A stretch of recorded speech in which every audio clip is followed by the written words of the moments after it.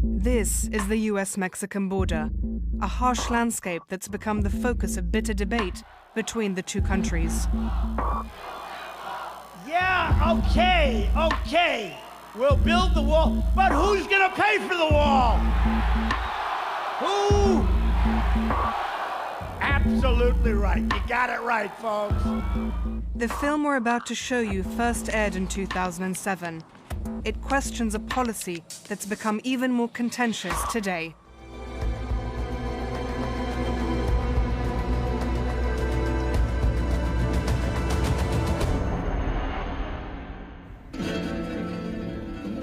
The Sonoran Desert in the south of the United States.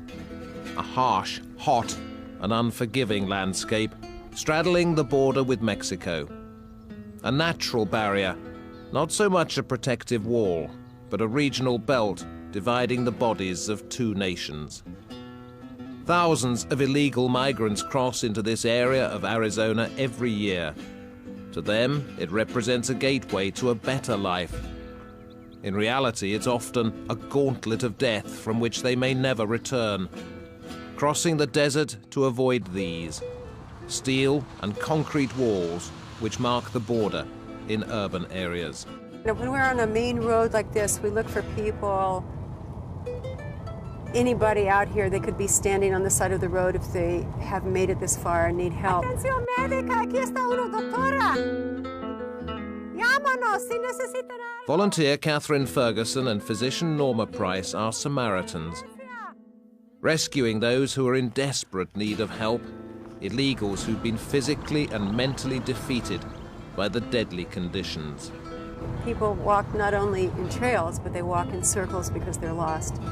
So you could have a child walking out here, you could have a man, a grandmother, or you could have a group of people, and all I'm doing is looking for anything that looks like a human being. But Catherine and Norma aren't the only ones on the lookout. Two groups, both 10 plus. 10 plus, two groups, 10 plus. The United States government has as many Border Patrol and Border Patrol backup as there are stars in the sky. In an attempt to secure its borders, the current administration is spending billions of dollars on enforcement.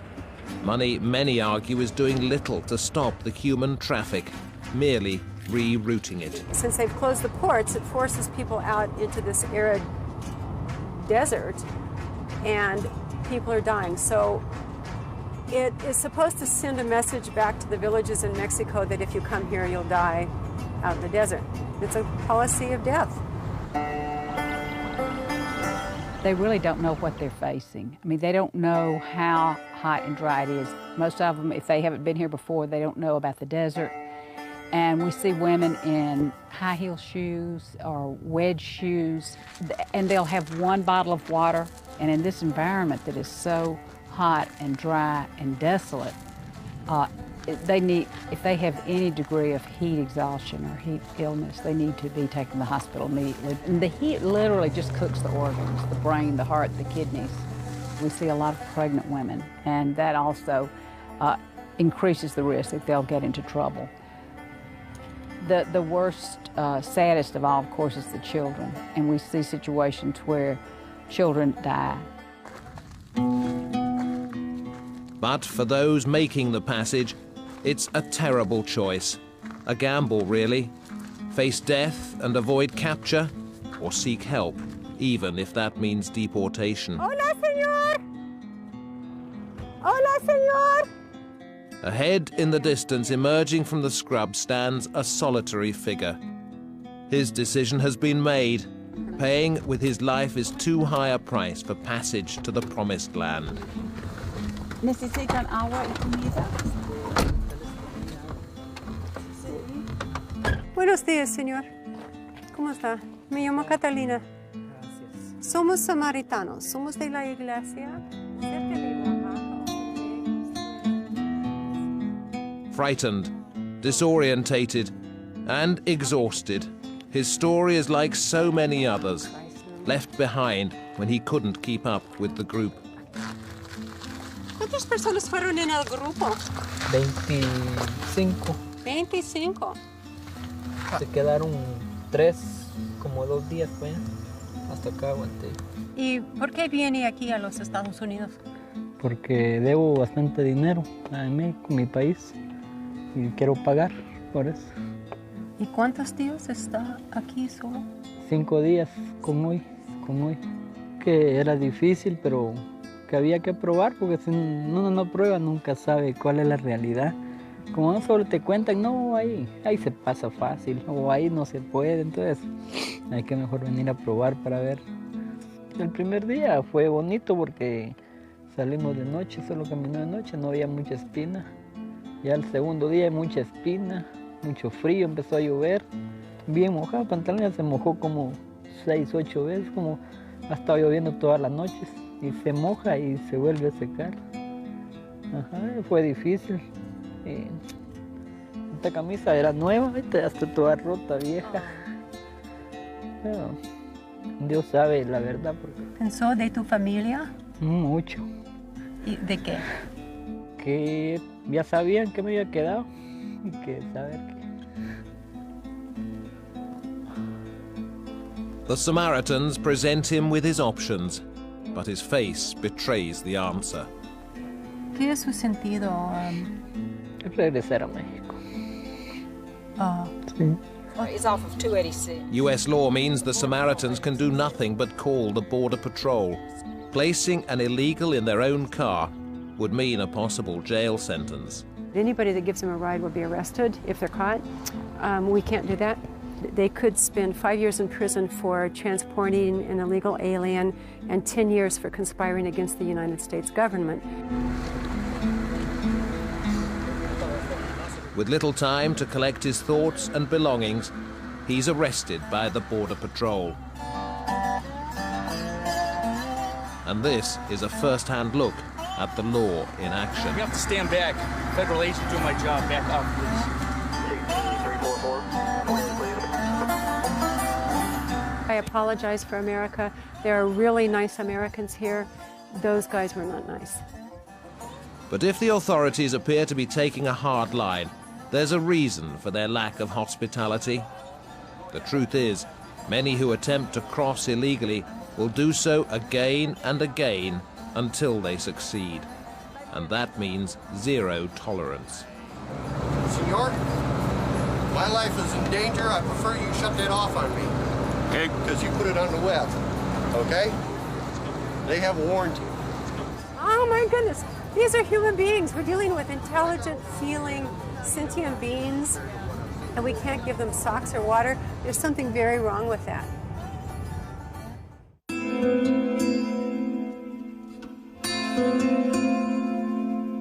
We have a schizophrenic sign at the border. We have this big sign that says, keep out.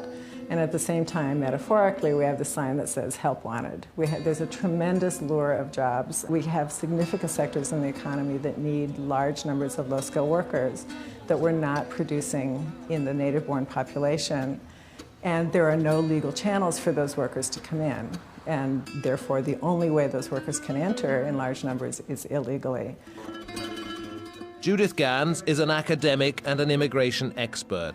She knows the statistics speak for themselves. Since 2000, people have been entering at the rate of about 850,000 a year. There are currently an estimated 12 million people in the country illegally, and that's a huge number. But the other thing that's happening is that immigrants are going to what we call non-traditional states. Communities all over the country are suddenly waking up to find large foreign-born populations in their midst, in their schools, and it seemed like it happened overnight, and people are sort of saying, wait a minute, what's going on? And there's a feeling that the system's out of control, which in fact it is. I mean, there are serious problems with our immigration system. A series of fences dotted along the 3,000-kilometer border between the United States and Mexico were designed to stem the flow of illegal movement in urban areas. Based on current estimates, the system is a failure. The walls have not been an effective deterrent. They've changed the way and the costs involved in getting in. At the time that the fence was put up in California, the assumption was that the desert was too difficult an environment and that the desert itself would be an effective wall and people wouldn't come in through the desert. And that has turned out to be false. People have come in through the desert, and as you know, a lot of people have died trying to cross. Despite this, the walls will continue to go up, with President Bush signing off on the Secure Fence Act in 2006, approving the construction of a wall stretching 1,000 kilometers.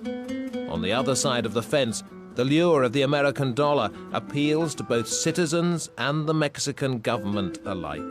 Mexico benefits tremendously by having its workers here. Remittances, money being sent home by Mexican citizens working in the United States to their families in Mexico. It's the second largest source of foreign currency in Mexico. It lessens the social pressure within the country. So Mexico, in a real way, doesn't have a huge incentive to stop this. Though for Dora Rosas, all she can see is a separation barrier which has divided her family. Él se animó para irse para Estados Unidos porque aquí no, pues no, el trabajo pues le pagaban muy poquito. Y luego que se comenzó a hacer mono de yeso para vender, pues también la venta es muy baja, la gente no... But without legal status, Juan cannot move between the two countries. So for the past 14 years, he hasn't seen his family in Mexico. Más que el dinero, más que todo, como yo siempre lo he manejado con mi esposo y mi niña, estamos en una barca y si no remamos juntos no vamos a salir. Si uno de ellos se baja o se sale, nos hundimos todos. Es lo mismo si la familia si el papá se va al otro lado y él según está mandándonos para acá. It's a sacrifice millions have been willing to make, and a path many more seem certain to follow.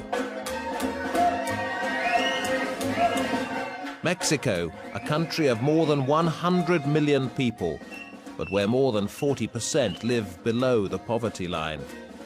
For so many, that poverty line ends here, at the border with the United States. On the other side stands opportunity, employment, and dreams of earning a higher wage. But standing in their way are groups such as this.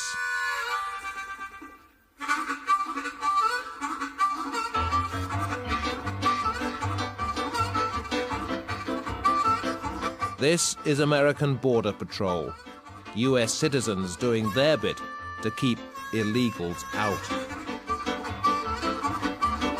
The organization is led by Glenn Spencer. His Arizona ranch sits directly on the border. Thanks to Glenn, anyone can patrol it via the internet. This is one of American Border Patrol's remotely operated border cams. This camera is wireless and operated by solar power. So really, you could run this camera from your home in New York to watch the border, so that we can have thousands of Americans watching the border with real vigilance, 24 hours a day, 7 days a week. Glenn says the US government's Secure Border Initiative is a disastrous failure, and he's compiled hours of video footage to prove it. This is the most highly policed area in the country, right? And we can walk through, even in daylight, right, with a huge atomic bomb on our back. And they wouldn't know it. They could stop it if they wanted to, but they don't want to.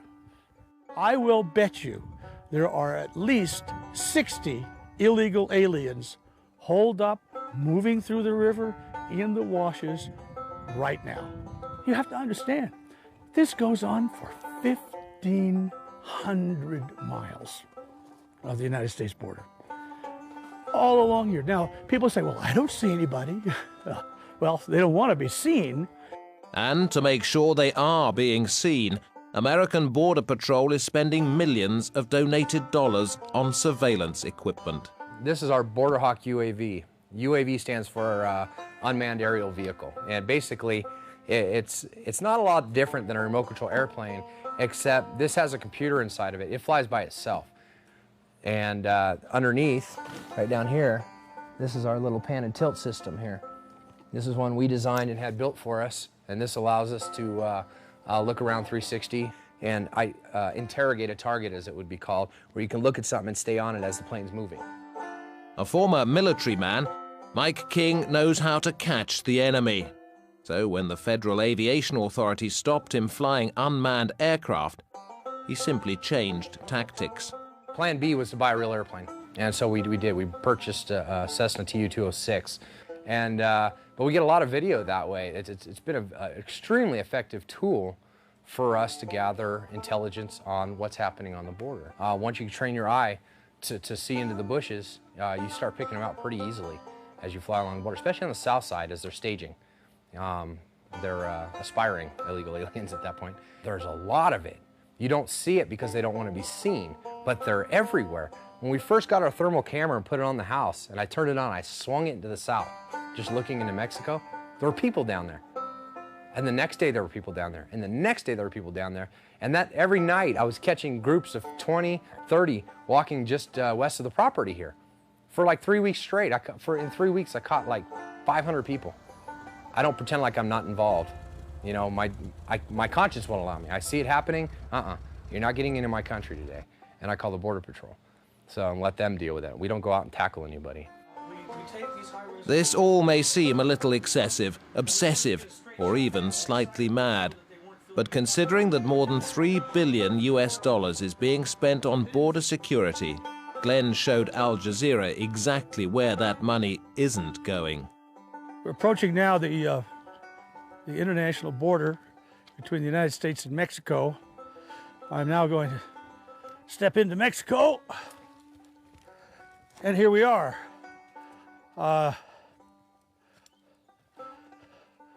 South of the border, down Mexico way. This is the first line of defense for the United States against an invasion from the rest of the world. It may stop some, but not many.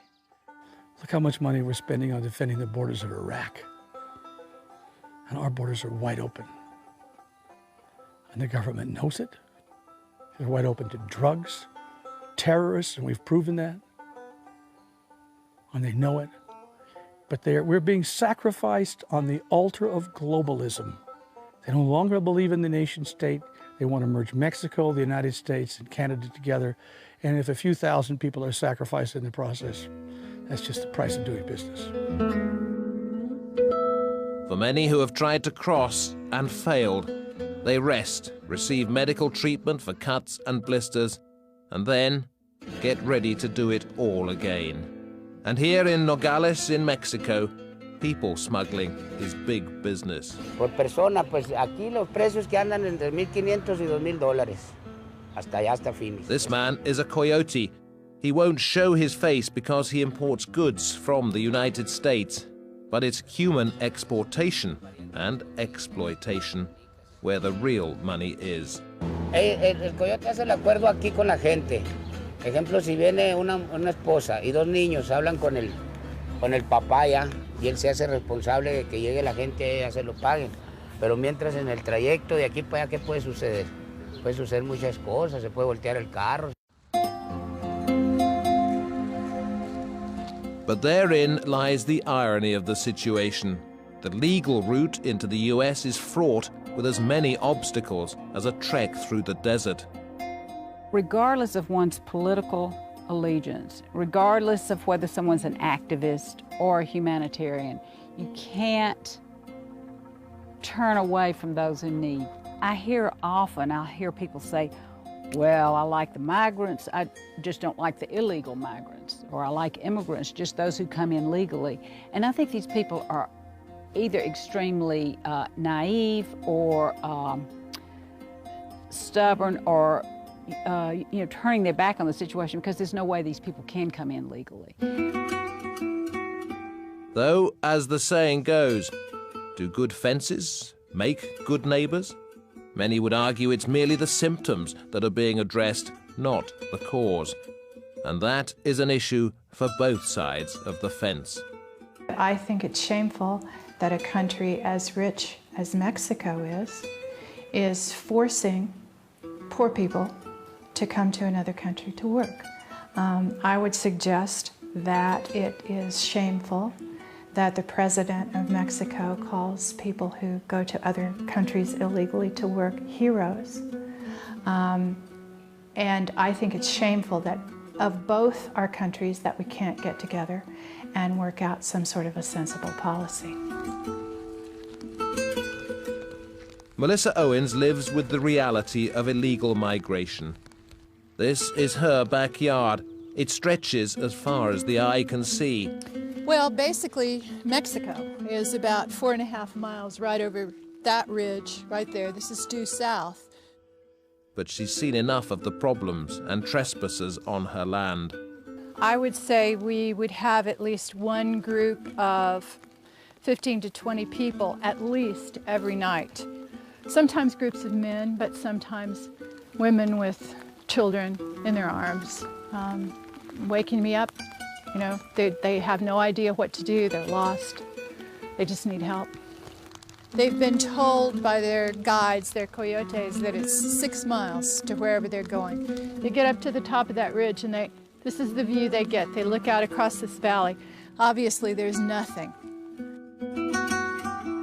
But within the picturesque landscape, Melissa's ranch resembles a fortified compound, enclosed by razor wire to keep her safe and intruders out. I had some men, I don't know how many it was, attempt to break in my house while I was here, and they were actually kicking in the door.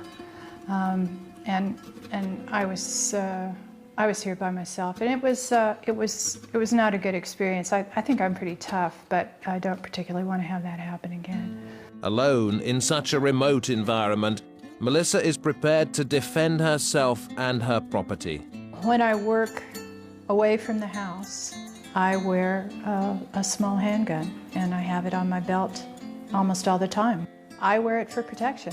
I hope to God I never have to use this gun. I don't like having to wear it. It doesn't make me feel powerful or important. But on the other hand, if I am ever in a really bad situation, I want to be able to defend myself.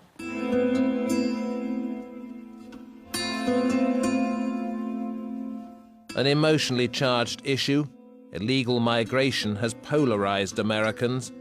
It's an issue debated by politicians thousands of kilometers away in Washington, D.C., but one which affects individuals at the border directly. If I didn't have the greatest respect for Hispanic culture, I sure wouldn't live on the Arizona-Mexico border. I'm not talking about race, I'm not talking about nationality. I'm talking about people who are on my land and in my country illegally. I don't want people I don't know walking across my land, and I don't care whether they're from Finland or Togo or Guatemala. I don't want them here. It's a small war zone. People don't know what it is. I wish they would come here. At the moment, it's very quiet with beautiful big clouds. But at certain times of day, there are helicopters out here, there are horse patrols, there are ATVs around, there are guys that look like Darth Vader. They're completely covered in black, and they carry guns. And they're out here looking for people like the man we met today. It's another way to instill fear in Americans.